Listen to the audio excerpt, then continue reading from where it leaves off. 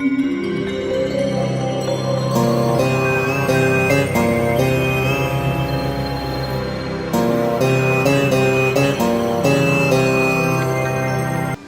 రాశి.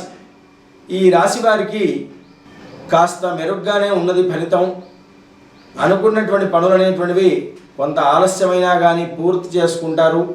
తాను చేపట్టదలిచినటువంటి కార్యంలో కాస్త ఒడిగు దొడుకులతో ముందుకు సాగుతూ ఉంటుంటాయి.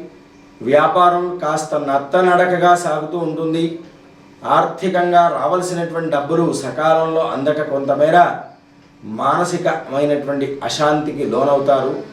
కనుక వీరు తప్పకుండా ఆర్థిక పురోభివృద్ధి కొరకు లక్ష్మీ అష్టోత్తర శతనామ పారాయణము, కనకధార స్తోత్ర పారాయణం రెండూ కూడా ప్రతినిత్యం పఠించండి.